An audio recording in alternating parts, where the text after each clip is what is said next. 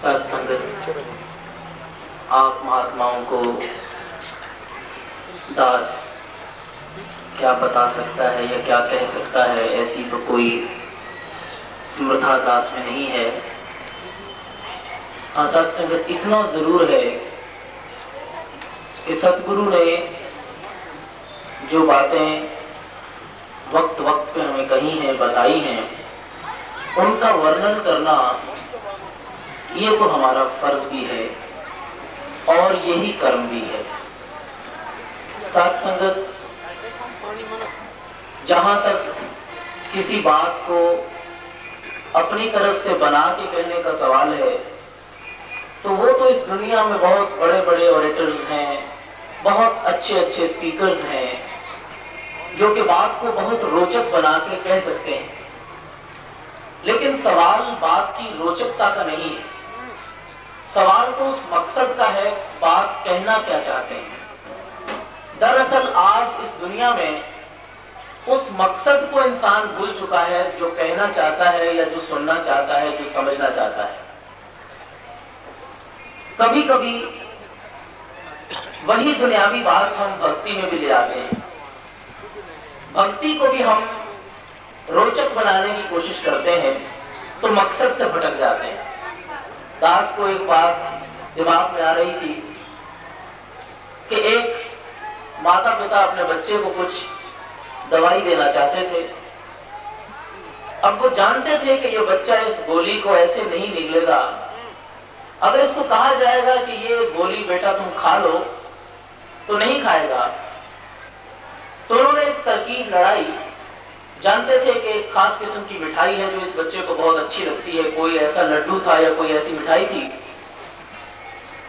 तो बच्चे की भलाई के लिए साथ संगत उन्होंने क्या किया, उस गोली के ऊपर वो लड्डू गूंथ दिया। किसी तरह से उस गोली को उस लड्डू के अंदर उन्होंने रख दिया और उस बच्चे से कहा कि बेटा ये तुम्हारी मनपसंद मिठाई है, इसे तुम खाना पसंद करते हो, इसे कब खाओगे? कहने लगा जी मुझे दे दीजिए, ये तो जब चाहे दे दिया करो, ये तो मैं खा लेता हूँ। वो लड्डू उसने माता पिता के हाथ से पकड़ लिया। उन्होंने बहुत कहा कि यही इसे खा लो। कहने लगा मैं खा लूंगा, आप जानते हैं ये थोड़ी मैं छोड़ूंगा। ले गया, खेलता रहा, थोड़ी देर बाद वापस आ गया। तो पिता ने पूछा बेटा वो लड्डू तुम्हें दिया था वो तुमने खा लिया है? तो कहने लगा जी हाँ, वो तो मैंने कब का खा लिया, उसके बीच में कोई गिरफ्त थी वो मैंने फेंक दी, कोई पत्थर सा था उसमें आ गया था मेरे दांत के पास, वो मैंने फेंक दिया। साथ संगत हम जरा विचार करें, गौर करें कि वही असल चीज थी जो माता पिता उस बच्चे को खिलाना चाहते थे। हाँ, इसमें कोई शक नहीं कि वो लड्डू भी बच्चे को खिलाने के लिए ही बनाया गया था, लेकिन वो लड्डू असल नहीं था, वो नकल था। वो साथ संगत एक बहाना था कि किसी बहाने ये दवाई इस बच्चे के अंदर चली जाए। अगर वो बच्चा दवाई भी खा जाता तो माता पिता को लड्डू के खाने का कोई गम, कोई दुख ना होता, बल्कि खुशी होती। लेकिन क्योंकि उस बच्चे ने असल चीज को तो फेंक दिया पत्थर समझ के, और वो नकल चीज जो उसके ऊपर चढ़ाई गई थी उसका मजा ले लेके वो खा गया, तो दास का ख्याल है कि वो माता पिता खुश नहीं हुए होंगे, वो साथ संगत तसल्ली उनकी नहीं हुई।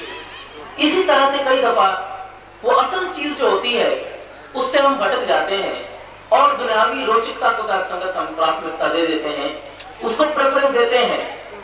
लेकिन साथ संगत दास ने आजमा के देखा है कि अगर इस मकसद से जुड़े रहें तो फिर नकल कुछ कम भी हो जाए तो चलता है, उसमें कोई फर्क नहीं पड़ता। दुनियावी नॉलेज जो है साथ संगत, वो अकल समझ, वो सब कुछ पीछे रह जाता है अगर इंसान अपने मकसद से न भटके। दास क्योंकि शुरू से साइंस स्टूडेंट रहा, उसी माहौल में, कुछ उसी वातावरण में दास को रहने का मौका मिला। तो एक बहुत अच्छे साइंटिस्ट हैं हमारे वहां, उनसे बातचीत चल रही थी, इस भक्ति की बात चल रही थी। तो जैसे अभी परम पूज्य सत्यार्थी जी जिक्र कर रहे थे कि जहां तक अकल का सवाल है तो वो तो एनालिसिस तक ही रह जाती है, उससे ऊपर नहीं जा पाती। तो वो भी पूछने लगे कि आप जो भक्ति की बात करते हैं, तो ये जो हमारे वेद ग्रंथ शास्त्र, इनका कितना अध्ययन किया है आपने? साथ संगत दास ने हाथ जोड़ के विनती की कि क्योंकि मैं शुरू से ही अपनी पढ़ाई में लगा हुआ हूँ, तो मुझे कभी ऐसा अवसर, ऐसा मौका नहीं मिला कि मैं अच्छी तरह से इन शास्त्रों का, वेद ग्रंथ, इनका अध्ययन कर पाऊं। हाँ, इतना जरूर है कि सत्संग में जाने की वजह से सुनता जरूर रहता हूं तो कुछ याद भी रह जाता है। वो कहने लगे, फिर आप कैसे कह सकते हैं कि मैं इस परम पिता परमात्मा को जानता हूं? दास ने उनसे विनती की कि आप तो बहुत अच्छे साइंटिस्ट हैं, साइंस से आपका गहरा ताल्लुक है, कैसी अजीब बात कर रहे हैं आप। ये तो वो बात है कि कोई किसी से पूछे कि आपने पानी पिया है, वो कहे जी हाँ मैंने पानी पिया है, तो आगे वाला इंसान सवाल करे कि आप जानते हैं वाटर की कंपोजिशन क्या होती है? H2O, hydrogen and oxygen, 2 molecules and 1 molecule, आप जानते हैं? तो कहे जी मैं तो कुछ नहीं जानता। आप केमिस्ट्री नहीं पढ़े हुए? जी मैंने केमिस्ट्री नहीं पढ़ी हुई। तो फिर आपने पानी कैसे पिया है? जब आप ये नहीं जानते कि वाटर की कंपोजिशन क्या है, वाटर किस किस, हाइड्रोजन के बारे में नहीं जानते, ऑक्सीजन के बारे में नहीं जानते, उनके कॉम्बिनेशन के बारे में नहीं जानते, तो आपने पानी कैसे पिया है? कितना अजीब सवाल लगता है, क्योंकि ये साइंटिफिक बात है, यहाँ हमारा दिमाग चलता है। और जहां भक्ति की बात आ जाती है साथ संगत, तो हम फिर उन्हीं दायरों में बंद होकर बैठ जाते हैं। ऐसा करने से ही भक्ति हो सकती है, ऐसा करने से ही भक्ति हो सकती है। दरअसल साथ संगत भक्ति क्या है, ये सद्गुरु आज बताने के लिए आए हैं। और साथ संगत ये कर्म का जोर है, कर्म का युद्ध है।